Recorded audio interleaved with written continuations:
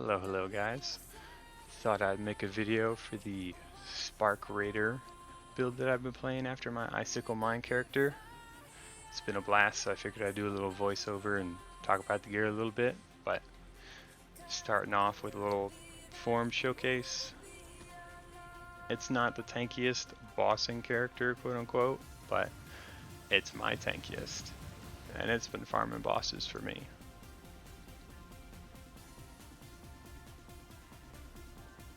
The long-awaited event is finally here. Be healed and fight on.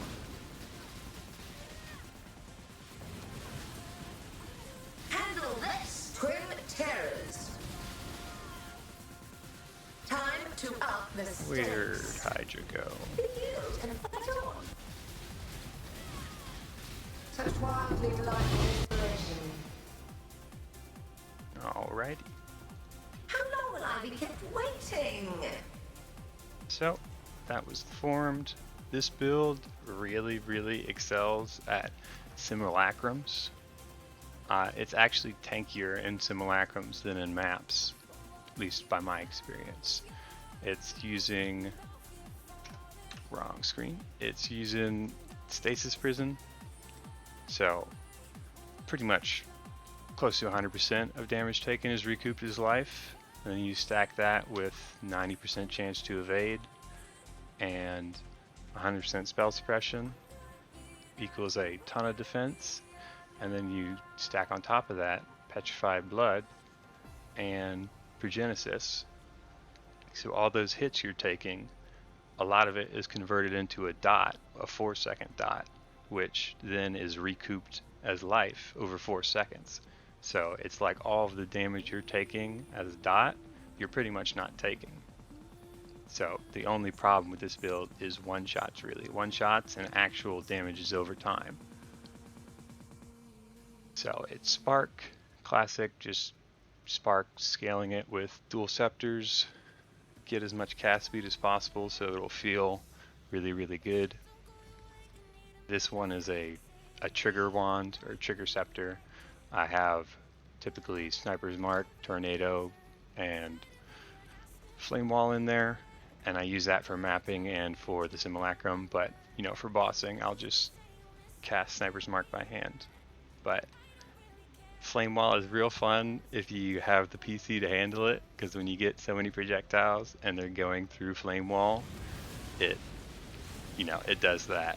So in a small simulacrum you can kind of just, it's just a rainbow. The floor is just a rainbow of sparks. So we got Death Rush. We're converting half of the lightning to cold in order to use Trinity, which is honestly like one of the best supports in the game. We're using Malachi's Simula, which I've never used before this build, and it got buffed I think a couple leagues ago. So it's got 20% DD and it's got blood magic. So with Headhunter you get so many buffs and so much increased cast speed that on a normal build without 1 or 0 mana cost, you just run you just run out of mana, and it'd be that awkward, okay, now I gotta let it regen and then I can attack a little bit and then it's gonna run out. But with blood magic, your skills and auras reserve and cost life. So all of my sparks are costing life, and then I'm leeching the life back up. So I'm never running out of stuff to cast my spark with. And it also lets me do a bunch of stuff like damage while leeching, all that. With Petrified Blood, gotta be low life, free 30% more spell damage from Pain Attunement. And what we're doing is we're using Petrified Blood, Vitality, and Blood and Sand, and that takes up about 50% of our life. And then we're using Precision to balance it. So if you have more life available than what's reserved, your leech is going to be constantly going. So you're going to be leeching like almost all the time. And then since we're using blood magic, we have 0 out of 0 mana. If you want to read what it does, you can read it right there. Removes all mana, 10% more life, Skills cost life instead of mana. Skills reserve life instead of mana. So we're actually able to use Eternal Blessing support to have one free aura. You know, before they nerfed it, you could attach it to Pride and have just a free Pride, but now they say all your auras which you reserve mana are disabled when you have an Eternal Blessing on. But we're not reserving any mana, so it's just a free aura. So there's no damage auras in this build, it's just Grace, Petrified Blood, Vitality, Precision, Blood and Sand. And the Blood and Sand is just for Anomalous, which gives us a little more projectile speed. Oriath, Great Flask, vastly improves the clear. The rest are just defensive, offensive.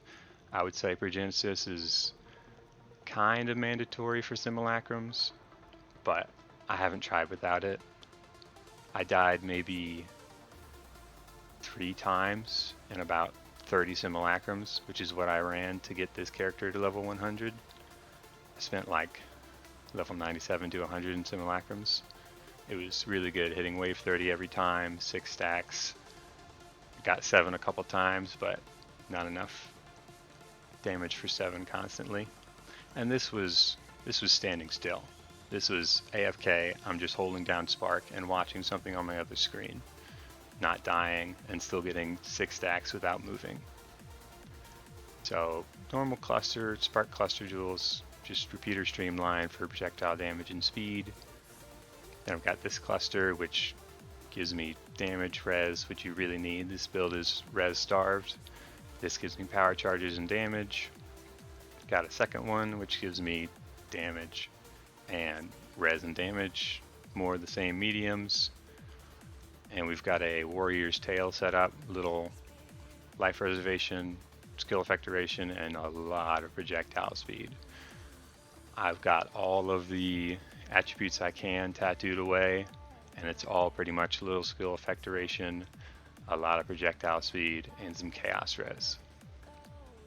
Besides that, we're using Fury of Nature, which is the special Ranger Ascendancy, which gives you I think 100% more effect of non-damaging ailments, and non-damaging ailments you inflict spread in a radius of 20.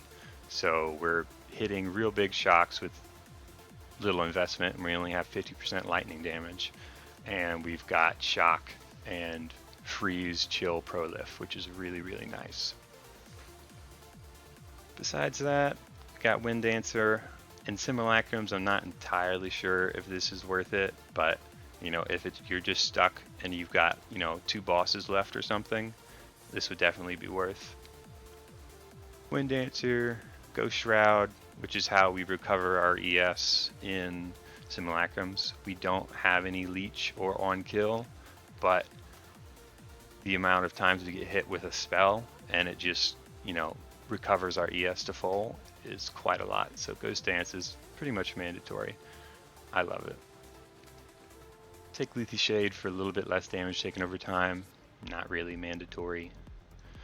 Besides that, it's just typical suppress, projectile stuff, life. That's it. I got this nice mastery for Legion because that's what I've been doing after I farmed a bunch of simulacrums and got to level 100. I swapped to Legion, and I've been farming Legion in Dunes. People say don't run Spark in an open map, it's so much less DPS, but I've been having a blast. This has been a great mapper. You know, you get a bunch of Headhunter buffs, you're zooming through maps. This is a pretty fast build, especially with Leap Slam. So I think I got that covered.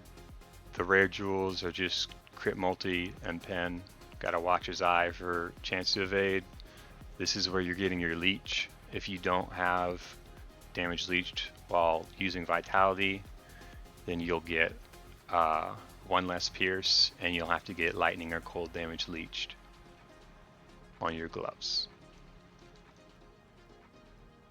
I think that's it. It's just unique gear. Maybe I could get a corrupted Call of the Brotherhood if I could sacrifice the res. The rare gear is just, you know, life, damage, res. I kind of got screwed with the Veiled Chaos. I could craft, if I didn't have that leech there, I could craft 40% damage while leeching, and that would just be an additional 40%. These are just capping our avoid with some res, movement speed. These are temple gloves. You need the triple res or else you're not going to be able to res cap. So these are just triple res temple gloves, life, damage while leeching. We've got Death Rush for fun while mapping. And I think that's it. We're Raider. It's not a damage tendency really. We're just getting a ton of quality of life. Easy phasing, perma-phasing with chance to suppress. This caps our avoid. We have exposure, which minus 20 compared with the mastery gives us 60% crit chance. Then we've got onslaught, 100% effect, and 10% more chance to avoid. That's pretty much the build. It's been a blast to map with. I've bossed with it. I've done, I think, 4 feared rotations. It can die in the feared. The feared is a little rippy, but all the other imitations are fine. I almost never die in them. That's the build. Been doing a little, it runs pretty much all map mods. Can't do reflect or cannot leech. So I've been running big juice maps, Legion Expedition. It's been performing great. Besides that, I don't think there's much. I'll have a POB linked in the description if you want to check it out. The investment is pretty high. I'd say it's like close to 300 divines, but since Headhunter's been dropping in cost a lot, maybe it might be a little bit less. I've loved it. It's worth every penny to me. If you try it out, I hope you enjoy it. And if I can figure out how to, I'll try to add Wave 30 Simulacrum Run to the end of the video and maybe a couple other invitations.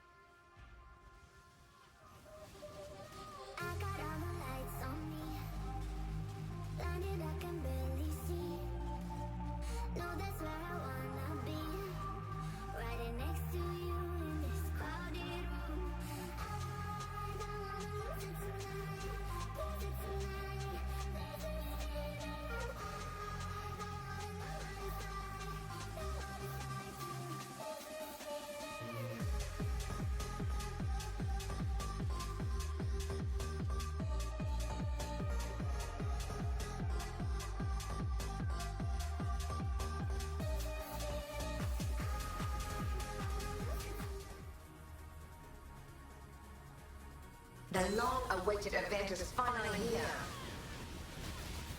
Stop and hunt.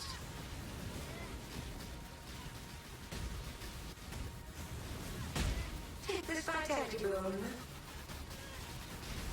Handle this.